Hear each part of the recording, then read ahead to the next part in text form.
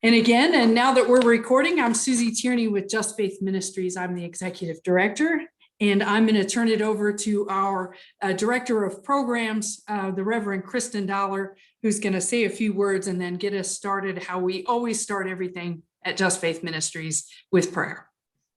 Kristen? Exactly right. We always begin with prayer, and especially when talking about overwhelming issues like the climate crisis, we found it particularly helpful to start from a place not of fear, but from a place of love and gratitude. And so for our opening prayer, we're going to read a meditation that is by our founder, Jack Jezreel, and it was actually written for our small group program called Sacred Land, Food and Farming. But before we read that meditation, let's first just take a minute to relax our shoulders. I don't know if you're like me, your shoulders might be by your ears somewhere. Relax those shoulders. Take a deep breath. And just lay your palms on your lap or on the table, face up to receive the Holy Spirit. And so we'll begin by pausing for a moment of silence as we bring to mind our favorite places in nature. And to rest in gratitude as we bring those places in nature to mind.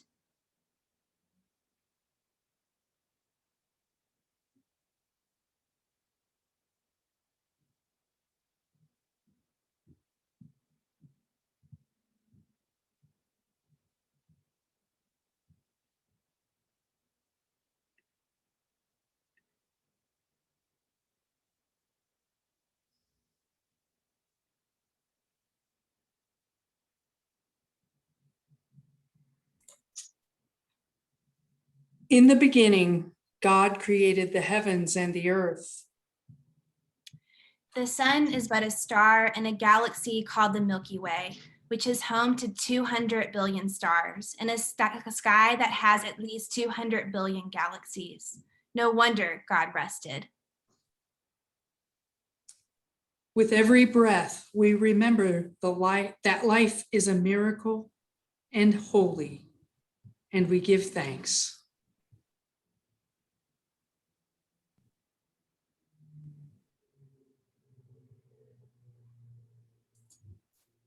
Later, God said, "Let the water under the sky be gathered into a single basin so that the dry land may appear."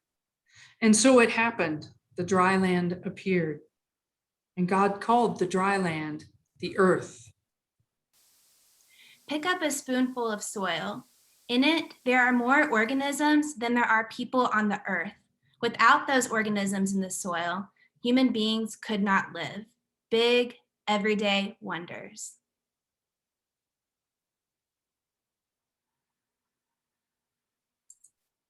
With every breath, we remember that life is a miracle and holy, and we give thanks.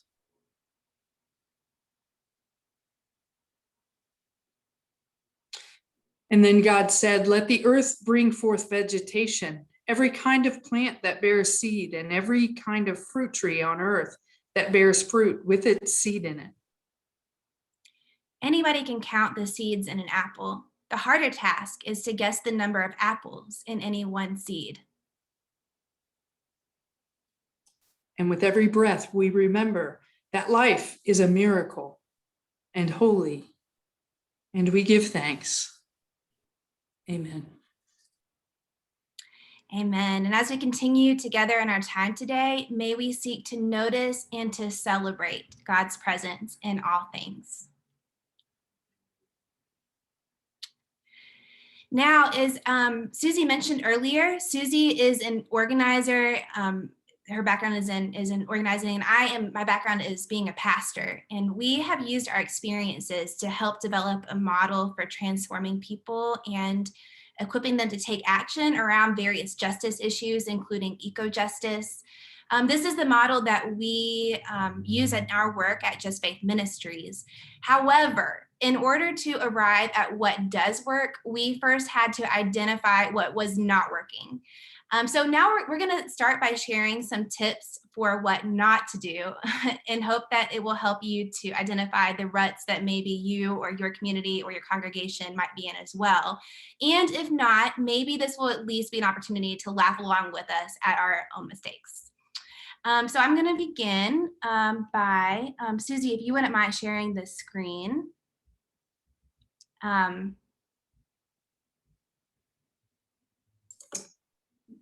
Getting it here, Kristen.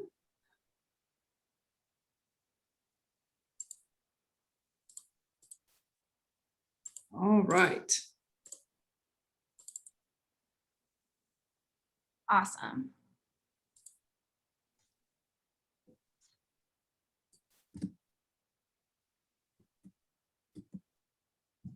Great. So I want to start with, this is something that Dr. Lewis Brogdon, who helped us on our racial justice programs, brought to my attention. And I just think this is really important. A lot of times he says with leadership models, we really emphasize, especially in churches, the Moses model of leadership, which looks like speaking truth to power, leading people into a new life in the promised land, rather than tackling the structural oppression that's already there. And that is definitely important.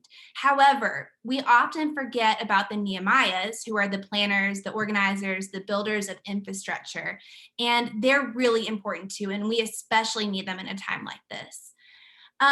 In my second year out of divinity school, I was assigned by the bishop to go to a small rural congregation. And our task, according to the bishop, was to reach out to their changing neighborhood. And in their neighborhood were mostly Spanish-speaking immigrant families. And the bishop had challenged us to work to embrace the folks who were actually living in the area surrounding the church. So the folks, this is something that was the people at the church kind of felt that was imposed on them. So they were naturally, well, they were resistant. And so I naturally used the number one tool that seminary teaches you to use, which is prophetic preaching. So I gloriously stood up in the pulpit and thought, and under the assumption that a little dose of the gospel would cure everything, and maybe with a little infusion of common sense, according to Kristen. And you may not be surprised that no one changed their mind. There were a few folks who were already kind of open-minded about this, about becoming the community that God had called us, is calling us to be. They were already open-minded that, of course, patted me on the back about this. There were a couple people who walked out, but really there was no shift in the congregation. And all this to say is prophetic preaching is important. And there are times and places for this. There are times and places to speak truth to power. However, this is not the only solution. The Moses way is not the only way of going about things. And it really took, and Susie will talk about this in a little bit, it really took us in an informal small group time together to build the community and the trust that we needed to have in order to have those conversations. And and so I'm grateful that eventually came to be. But all of this to say is we need people who will take action. We need people who will be the Nehemiahs, who will build the resilient communities, who will help to find and implement clean and renewable energy solution, who will help to mobilize their communities and take action. And so I guess the question that I invite you all to ask yourselves, as I should have asked myself from the outset, is, is your congregation, do you lean towards the Moses style of leadership, or do you lean more toward Nehemiah? And if you find, like me, that your instinct is to lean, to walk in Moses's shoes, maybe ask yourself and, ask this of your congregation, what are some ways that we could model ourselves out of Nehemiah's style of leadership? How can we be planners, organizers, builders of infrastructure in a looser sense of that word? How can we take action? And so secondly, the second learning we've had is don't go solo ever. And especially if you're working in a church or a congregation. I like to think of Jesus as sort of the quintessential organizer. When he started his public ministry, the very first thing he did was gather a small group. And I think that was in some ways to support him as much as it was to teach them. So anyway, as you think about not going solo, it's not only because you can get energy and enthusiasm from other people, but it's also so that you can make an active difference. If you do not have a mission team or social action committee in your church or parish or congregation, let me give you just a few tips about how to maybe assemble one, and then I'll share a little bit about where you go if you do. So if you don't have a mission team or a social action committee, I don't have to tell probably anybody in the Zoom meeting that personal invitation is exactly where you want to go. That handful of people that you want to pull together to do social mission with, personally invite them. You can put bulletin announcements in a bulletin, but really the work happens when you personally invite people with interest into the ministry. Educate your social action committee or your service mission committee first. What does good church social mission look like? There are a lot of resources, particularly if you are a Googler. You can Google some keywords and you can find a lot of good resources on how to do church social ministry well. And so I would say begin by educating yourselves about what works best. Number 3, identify strong facilitator or chairperson and not just the willing. The person does not have to be an expert in social mission, but they do have to have an interest in doing it. And they do have to have some passion and energy and ultimately be able to carve out the time. This is an absolute true story. You won't believe it, but I attended a youth ministry conference one year as a youth minister when I was working on a church staff. And in this large youth ministry conference, we broke up into small groups. The youth ministers did, while the youth were in small groups. And we were tasked with talking about how we came to be youth ministers. And one person in our group said, well, I really don't like youth. And now, I didn't really have the time, but Father so-and-so asked me if I would do this. And so I said, yes. And I just leaned over and said, I think I'd rethink your discernment, because a prerequisite of working with youth is that you have to like them, at least the majority of the time. You don't have to like them all the time, but at least you have to have an affinity for them. So find somebody to facilitate. They don't have to be the expert, but they do have to have some facilitation skills. Have a conversation about what your purpose is. I think, this is a recipe for how a good nonprofit works. It could be a recipe for a good social outreach committee. Who are you as a committee? What do you want to accomplish? What are your priorities? What are your goals? All of those things are conversations you're going to want to have ahead of time. If you already have your mission team or your social action committee in place, here's a few tips about how to go about it from there. Your role, first of all, be clear, is to educate and inspire the whole congregation to action. So, in other words, I think churches get in this rut where when you say something that's related to social action, the immediate response is, oh, well, the social justice committee does that, or the social action committee does, or the mission team is doing that. But as you all know, service, mission, social justice, our gospel call to be compassionate, to care for one another, to love one another as ourselves, those are all things that are all of our responsibilities and not just the social action committees. So as you go about your church social ministry, think of it as your role is to inspire and engage the whole church, not to inspire and engage your small group. How do you do that? Well, you root your meetings in prayer and scripture, just like Kristen and I did at the start. Every one of our programs at Just Faith Ministries starts with prayer and some scriptural reference, because you have to be steeped in your tradition. I think one of the most dangerous things that we have today is people that do things that aren't from that contemplative place of, we've discerned that this is where we need to go, and we've educated ourselves, as Christians to know that this is what our faith is calling us to do. Secondly, focus on the local, especially if it affects your own church, but incorporate the global always. And what I mean by that is, let me give you two examples, maybe a wrong way and a right way. What I mean by focus on the local is you don't have to look far for things that need to be done.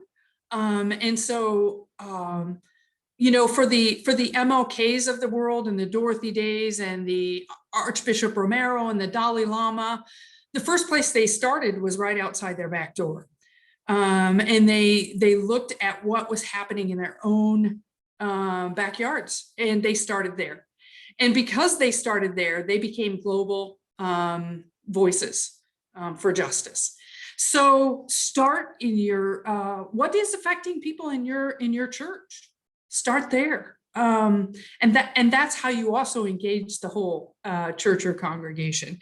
So a wrong way is, I went into a church one day. It was a Christian church in Des Moines when I was living there, and they had this whole week dedicated to Darfur. Now, this was when there was a lot of upheaval around Darfur. So in the mid 2005, 6-ish. And they had this beautiful whole week of ministry. And you could tell when you walked in the church, it was all over everywhere. I mean, their little coffee had snippets about Darfur on it. I mean, Vacation Bible School. I mean, the place had been transformed into an education pool for Darfur. And I looked at the pastor and I said, oh, you must be doing a lot around the Darfur Peace and Accountability Act. And he said, what? I said, he had no idea what I was talking about. And so anyway, it was an incomplete ministry because it didn't have the global piece in mind. It had the global piece in spirit, but it didn't have the global piece in its wholeness, because anybody knew that there was a conflict that needed to be addressed. And the only way that you could advocate for addressing that was not by putting up Vacation Bibles, you know, pictures of the country on the walls, but was to actually advocate for the Peace and Accountability Act. The opposite of this was, I was a member of 4 downtown churches who worked on mental health parity. And again, you could walk into any one of our churches and mental health parity was a part of everything. It was a Methodist, a Lutheran, an Episcopal, and a Catholic church working together on mental health parity. And so we did 2 months worth of education where it was in our prayers, it was in our bulletin, it was in our flyers, it was everywhere, but we had a specific action and it was tangible. We were working for the passage of a particular piece of legislature that was going to affect people in the state of Iowa. But because of that experience, people learned about what mental health parity meant on a national level. So that's what I mean by act locally, if you will, and think globally as well. Be and committees. And this is just simply to say, be both the direct service and advocacy. In some ways, direct service is so incomplete if people who are doing the direct service aren't asking the question, why are people in need of these particular, you know, why are people in need of food? Why are people in need of clothing or whatever it is that you happen to be working on? Build solidarity, be empowering. It's very easy to want to do for, but I promise you that the biggest asset that you have in any community is the people that actually live in that community. So if you are wanting to help be in solidarity with people in a part of town that is experiencing poverty, then your biggest asset are the people in that area of town who are experiencing poverty. And so to be working in solidarity with people versus doing for people. 2 more, be creative, hopeful, and fun. I know sometimes when you think about being in church and congregation work, you don't think of Fun is the first word that is not probably the first word that comes to mind. But I never had a committee meeting where I didn't make some sort of fun out of it. It's really necessary, folks. This work of social ministry, social mission, social justice, it's tough. And it means we're in it for the long haul because we're Christians. That's our call. And so you just can't do it without having a little bit of fun. We make fun a part of our regular office. And so I'd encourage you to do that too. A little side note, the Dalai Lama one time was being interviewed by somebody and they said, Dalai Lama, would you ever kill a fly? And without missing a beat, he said, not on a good day. So the best we could all do is hope we have more good days than bad, right? And then lastly, be patient, because this work of social mission, social ministry, it is for the long haul. But we're people of faith, we're people of resurrection. And so we know that not even death has the last word. And so no issue is too big. And so we can be committed to it for the long haul. The last thing I'll say is don't expect your priest or pastor to do all the work. And Kristen can tell you as a pastor that this is not going to get you probably very far. Some people will come to me and they will say, my pastor isn't supportive of this. And my response to that is, are they not supportive or are they tired? Are you asking them to do something without clarifying that you are going to help do this, or that all of the work isn't theirs? Because the truth is, the pastors have their role, but the social action team and committee can have theirs. And so you just can't expect the priest or pastor to do everything. That said, evolve them from the start. They at least have to know what is going on. I've seen some really, really good initiatives started and failed because the committee that was working on it did not communicate with the pastor, who probably would have been supportive had they known about it. And then when you do invite the pastor, just to be sure that you also are willing to provide them with some resources that will be helpful. If you go to the pastor and say, Pastor, can we include prayers for Darfur and the prayers of the people this coming weekend? Make sure you come with prayers. So take a load off of the pastor and the priest. They have a tough job keeping all of us together, because I know, because I'm one of their congregants. So they have a tough job keeping us all assembled. So make sure that you come with resources to support them.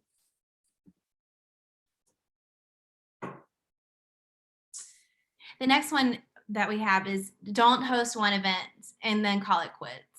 I personally made this mistake in 2016. Some pastor friends and I were planning rallies in our small town, which went really well. A lot of people showed up. We were all inspired and we felt really motivated. But, I think that, and this can be really similar to some of the one-time worship services that we do around creation care, or maybe an MLK Sunday. Sometimes we have different expectations from what we are actually trying to accomplish. So I put a quote here from Kendi in his book, How to Be an Anti-Racist. And he says, and I'm going to do what you're not supposed to do and read off this slide, because I just think he makes a really, really good point. We convince ourselves that we are doing something to solve the racial problem, when we are really doing something to satisfy our feelings. We go home feeling filled, like we dined at our favorite restaurant. And this fulfillment is fleeting. It's like a drug high. The problems of inequity and injustice persist. They persistently make us feel bad and guilty. And we persistently do something to make ourselves feel better, as we convince ourselves that we are making society better, as we never make society better. But what if we instead of a feelings advocacy, we had an outcome advocacy that put equitable outcomes before our guilt and anguish? What if we focused our human and fiscal resources on changing power and policy to actually make society, not just our feelings, better? Whether this involves a Creation Care Sunday, whether this is a rally, I think it's really important that with whatever we're planning, that we ask what we are trying to accomplish with this event or this project, and make sure that our strategies for accomplishing those are in place. Ask yourself how you can incorporate action and accountability into your events. It's not that these special Sundays or these rallies or these gatherings are not important. They are. And if nothing else, they can provide a really important emotional and spiritual component, especially for people who are affected by the issue. But make sure that if you are trying to accomplish systemic change, make sure that you are thinking creatively about how you can go about doing that.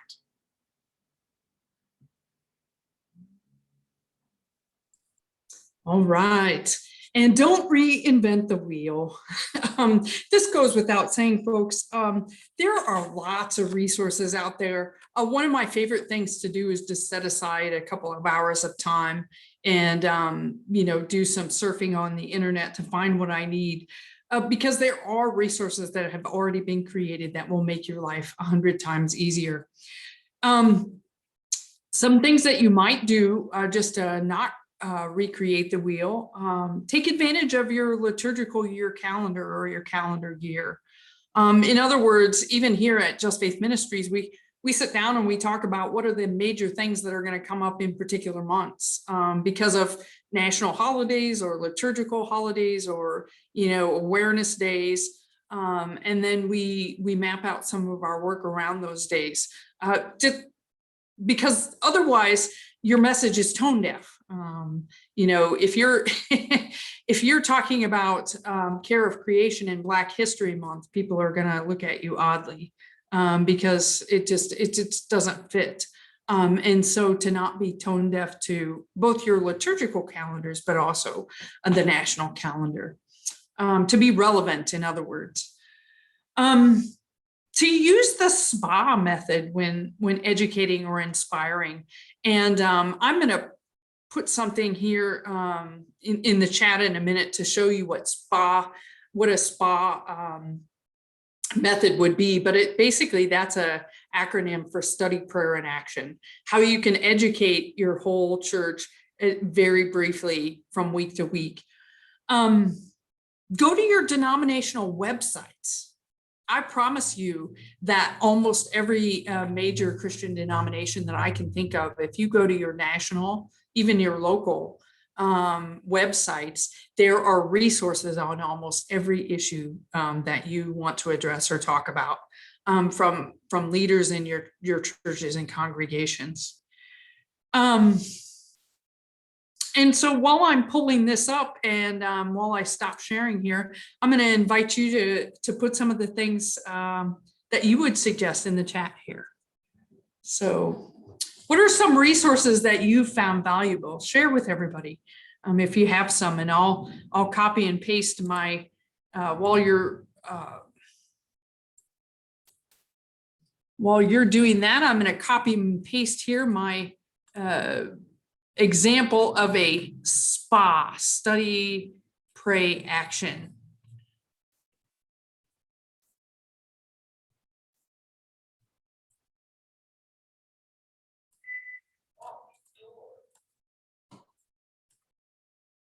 All right. So just to give you a quick example, a study, prayer, and action is literally one sentence about an issue. If you could do this 365 days a year. And we used to do this in our church newsletter from week to week, or our bulletin, so that it was always educating the church about an issue. Study, it's a quote. In this one, it's a quote from John Paul II. We cannot interfere in one area of the ecosystem without paying due attention to both consequences of such interference in other areas. Let me share it with all of you. I didn't actually share it.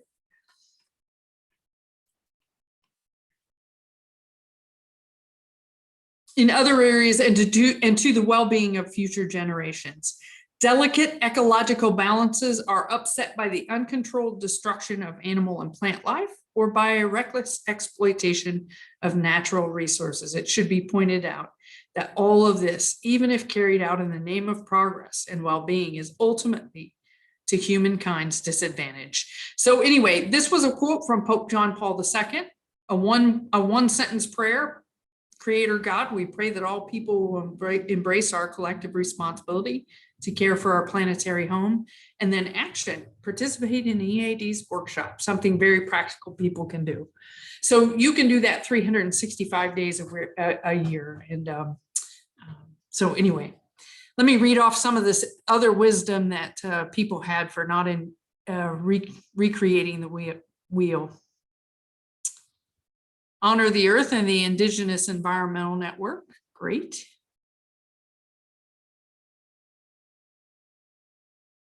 Join with what is already going on rather than starting our own thing. You bet. Before launching into anything, talk to your neighboring church and see what they're doing, or your neighborhood organization. Stop the money pipeline. Yeah. Yes. Local environmental organizing together to do advocacy. Sunrise Movement, Extinction Rebellion, Sierra Club. Great. Presbyterians for Earth Care. Wonderful. Creation Justice Network. Yes, absolutely. Creation Justice Network partnered with us on our Ecojustice series. We'll share a little bit about that, but great. Thank you for your thoughts there, folks. I think for the sake of time, we'll move on, and then we'll have another chance to answer questions here in just a minute, and you'll have another chance, I think, to share in the chat. So we've covered things that don't work, but now I want to lean into, and Kristen wants to lean into a little bit more, things that we found that have worked when you're doing church mission work, service work, or social justice work. And that is, I'm going to start by talking about small group programming, small group education, and action. This is a discipleship model. Again, there were 12 disciples, so there's a little hint there, right? Small group programming is not just a way of breaking people into groups so that everybody has a chance to share. It's an adult learning model that has been proven time and time again to be one of the most effective tools for educating people. So those of you that work in churches and congregations, you know, anytime you put people in small groups, you're going to be successful because people like being in small groups, and they like sharing, and they like dialoguing. So use our programs, or another reputable program. Sorry, tripping up on my words there. At Just Faith Ministries, that's our niche. So we can swim here because this is our expertise. We write small group programming for Christian churches. We've learned a lot of things about what works and a lot of things about what doesn't work over the years. Kristen will share a little bit more as well, but commit to facilitating a small group or a mission team or a committee. Commit to educating yourselves in a small group, and then commit to being facilitators for other small groups in your church who might be learning about something, whether you use our programs or not. Recruit people specifically. Again, this is your personal invitation. Have friends of friends. For a while, Just Faith Ministries had a campaign. I kind of liked the way it was phrased. Each one reach one. Everybody on the committee reaches out to one other person. Make your personal invitations. That is by far the way that you're going to get the most people. Have a defined end date. If you do something in a small group, just make sure that there is a starting point and an ending point for that particular small group activity. Now, at the end of the small group activity, if people discern for themselves they want to do something ongoing, lovely. You'll know that you've been actually successful if that happens. That happens with a lot of our programs. In fact, I'm still getting together with groups that I participated in a program with almost 20 years ago. So what I can say is, but when you're setting up these small groups, make sure you have a very clear beginning and a very clear ending. And then what we found is that things will come out of them naturally. Things will come out of them naturally, and hopefully inspiration will come out of them as well. Celebrate successes. And then if your group is too big, make a second group rather than expanding. We're always a fan of, people will call us and say, can I have 100 people in your group? And our response will be, that's a great conference. I think, we might have 100 people on this. I'm not sure how many. Yeah, we have 100, 110. So that's a great conference, is 110, but it's not a great small group. So, keep your groups 8 to 12, 8 to 15. That's about what's reasonable. So Kristen?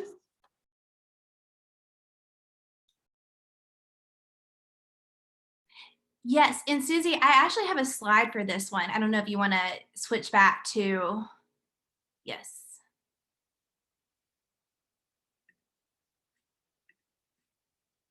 That is it. Great. So this might seem like it's a little bit obvious, but this is so important. And it's really easy to forget.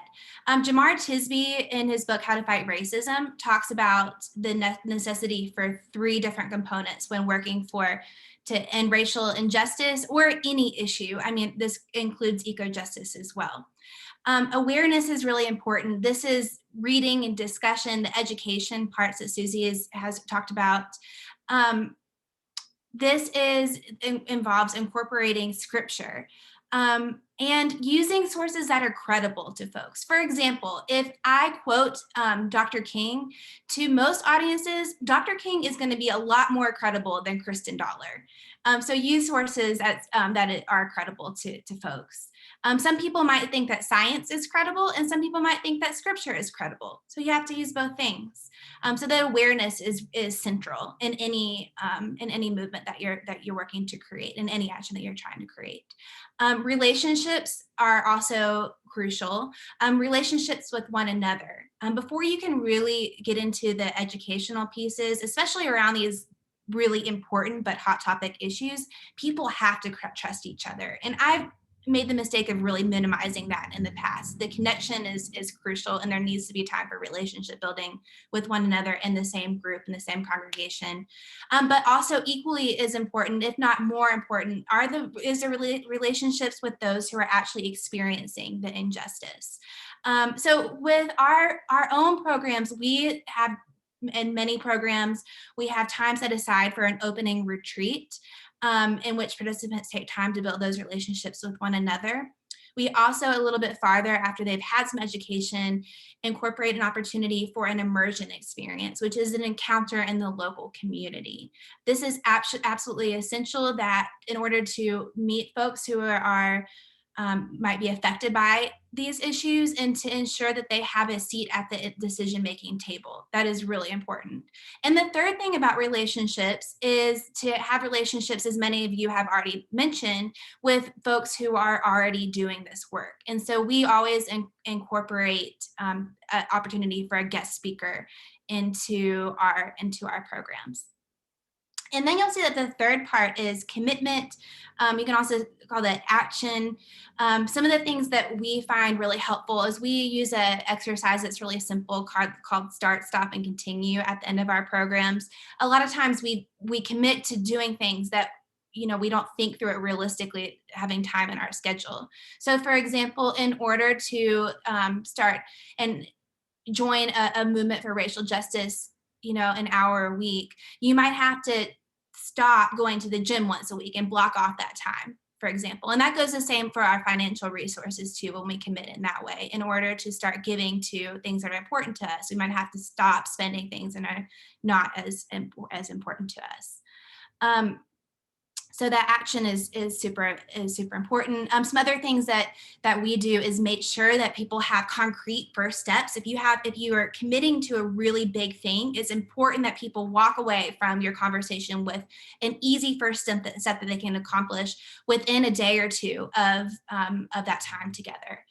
So we make sure to do that. And also we make sure that we create opportunities for accountability, and we're working to do that even better. But some things that I have heard suggested are, and that our groups have even done, is to find someone to be the accountability manager, in which they send out an email at least once a month to bring the group back together and to talk about how their action steps are progressing. So all of those things are really important. And it just, again, it sounds really simple, but with everything that you're doing, if you're in a church, with every committee, it's important to set aside time to think about how are you doing each of these three things.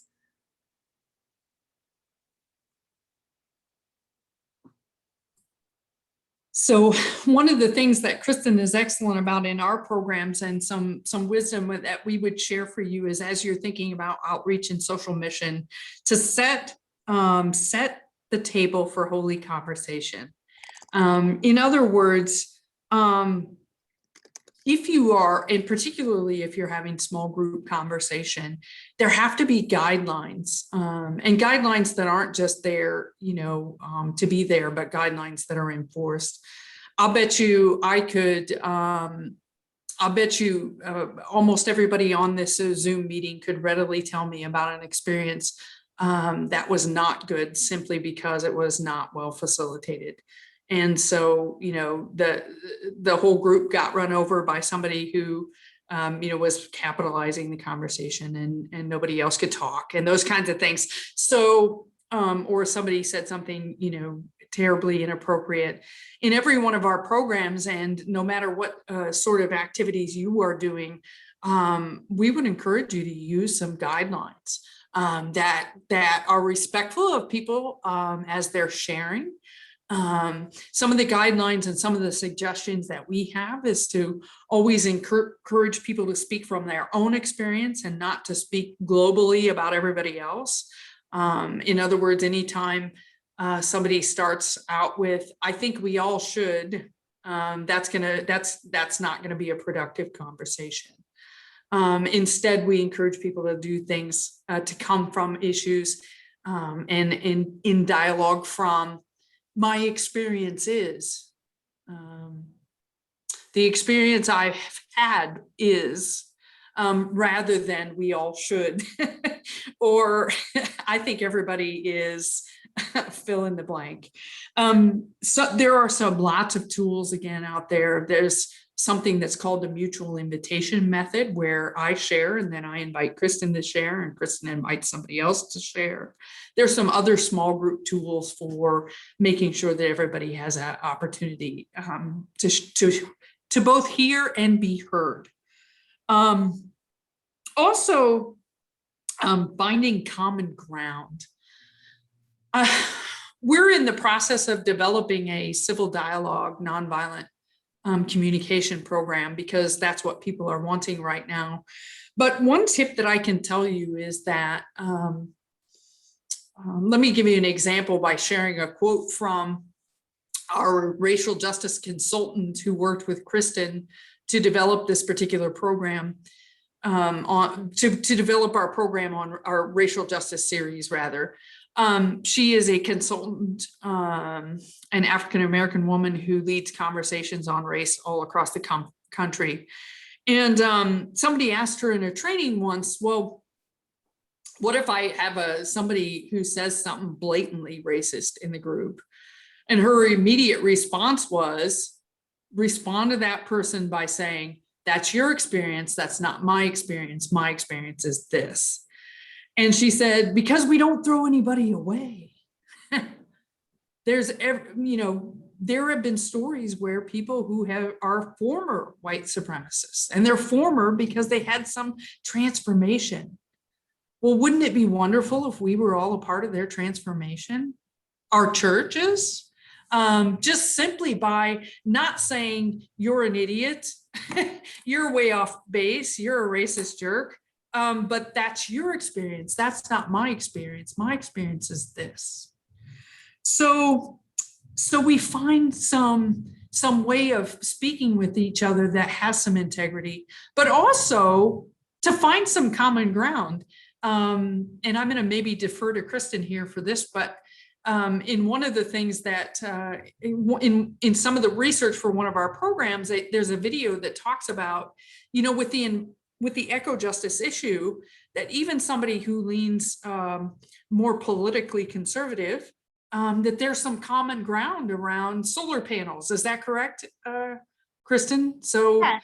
Mm-hmm. If you have a congregation that is, half of the congregation or parish is, all about, eco-justice reform, and the other half is like, yeah, it's, global warming isn't happening, then go the solar panel route, because that is something that you could possibly get some buy-in from some other folks in the congregation. That doesn't mean you have to hang up your whole agenda. It just means that there's quite likely a space where people can meet each other to work on this ecological issue, that this critical need we have to work on eco-justice right now. So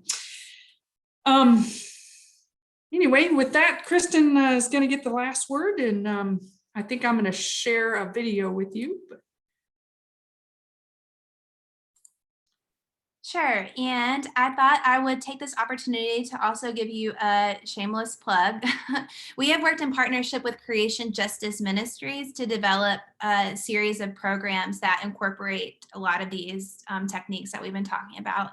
The first one is an 8-session program called Sacred Land, Food and Farming.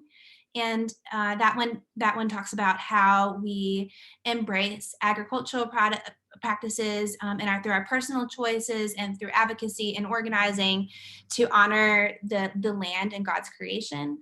The second program that was actually just released last week is called Sacred Air, Climate, and Energy. And so obviously that one talks about the climate crisis. It gets some of the basics to help folks dispel myths, because even if you think that you know a lot about the climate crisis, I've found that a lot of times we don't have that basic information, so that's really important. And we also, woven throughout is an emphasis on air and breath throughout Scripture. And so we're hoping that folks will find that really powerful. And then our third program that is coming out in spring of 2022 is called Sacred Water, Oceans, and Ecosystems. So obviously that one will be about water, oceans, the interrelatedness of all of God's creation. And so you can look forward to that too. And we have a lot of information out on our website, justfaith.org. So be sure to check that out. And here's a video, just came out. Sacred Air, Climate, and Energy is the second of 3 programs in the Ecojustice series. It invites participants to consider the connection between faith and the environment, and to see the air we breathe as something much more than just a resource to be used. Along with your group, you will explore the foundational science behind climate change, how the climate crisis will affect us in the future, especially the devastating impact it threatens for marginalized groups, and a practice of lament and hope in the face of an overwhelming problem. You can also expect to take away practical strategies for your home, workplace, congregation, neighborhood, anywhere you can support and advocate for more sustainable practices. As with any Just Faith Ministries program, you will be joined by 7 to 14 others as you seek to understand these topics and one another in a spirit of humility, openness, and hope. It is time for people of faith to lead the way in care for our common home. We invite you to join us today.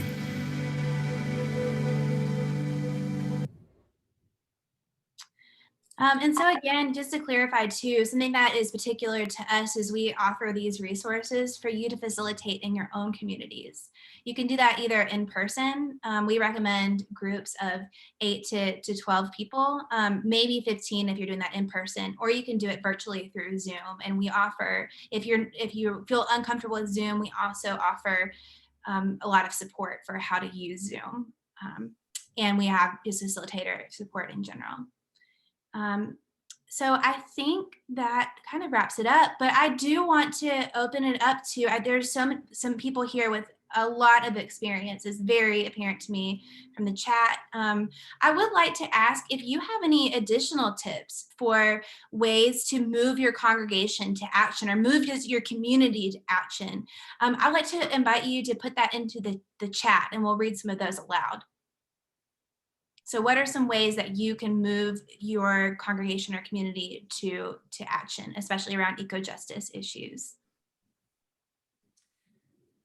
And while everybody is putting those in there, just know that I put Kristen's and my email in the chat as well. We only have an hour today, but if you want to pick our brains about anything else, I'm sure Kristen and Kristen would be happy to get back to you, and I would be happy to get back to you. Oh, that's a really good question. Susan asks, what does it mean in the video that you'll be joining 7 to 14 others? So we recommend that our group size be 8 to 15 folks. So 7, not including you. So if you're putting together a group, you'll recruit and invite 7 to 14 people to join. Oops, somebody didn't see the email addresses, so I'll type them in again here. It's just Susie@justfaith.org, SUSIE. Oh, that's so weird. It went into the waiting room. Yeah, that is weird. And then Kristen@justfaith.org. Oh, it still did that. Huh.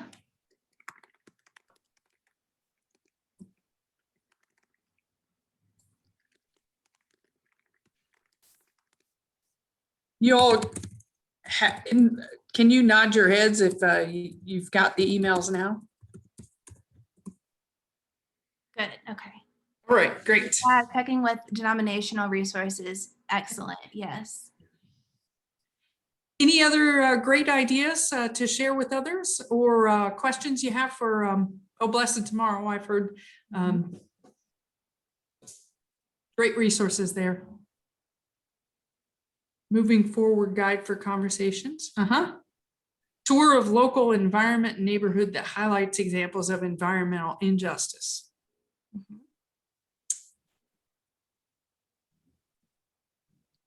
Yeah, that's a good question. In our program, we incorporate environmental racism throughout all of our programs. So I think looking into environmental racism is definitely something that you can do. So, if organizers always say to follow the energy. And so if folks have that passion, and you also, in your passion is environmental justice, there are definitely ways that you can reconcile those two things.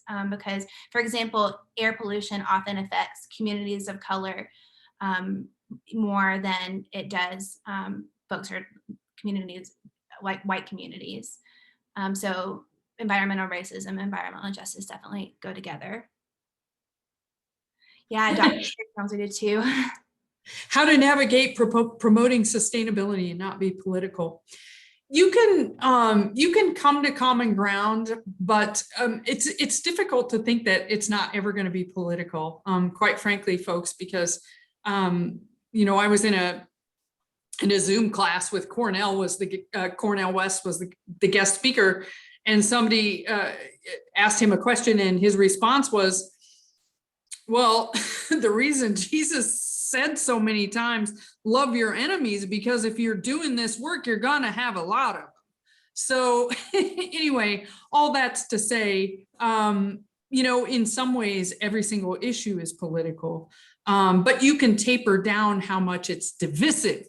There's a difference between something being political and something being divisive. So I would say lean into the common ground thinking, but that doesn't mean you can't still have a prophetic voice about this is an issue that has urgency. There was something in the chat that I saw. Somebody asked about the first part of this presentation. This is being recorded, and we're going to send the link to EAD. So they will put it up, and it will be available at least for the next few days. But if somebody wants a permanent copy of this, by all means, email Kristen or I, and we'll make sure you can get to the recording. Just to affirm too, the suggestions for the David Attenborough film and also Kiss the Ground, those are both in our programs, and they really are amazing resources. So if you can access those, we definitely recommend it. Okay. And let's see, I'm going to do one more thing here. Let's see if everybody will get it this time. I didn't have any problem with posting stuff except for I had more problems with the chat than screen sharing this time around. Somebody said you all didn't get the example of the study, prayer, and action. So here is the study, which was just a quote by Pope John Paul II. Why did we use John Paul II? Because he's a voice that actually is a prophetic voice for people that are more politically conservative often. And then just a one sentence prayer here, and then a very specific action. And the thing, and I will just reiterate what Kristen said, anytime you have action pieces, you have to be very specific. So don't just say, call your legislators. You have to list your legislators and their phone numbers, because people will not look them up themselves. They will have the best intentions and they will not do it. So anyway, you have to just be very specific. Well, thank you, everybody. If you're here, I know you're here because you care about this issue, and know that we are in solidarity with you. And just thank you for taking the time out of your day to listen to us and to interact, and for your great resources. Yeah. Thank you, everybody. Have a great rest of the conference, and we'll look forward to hearing from you all. Take care.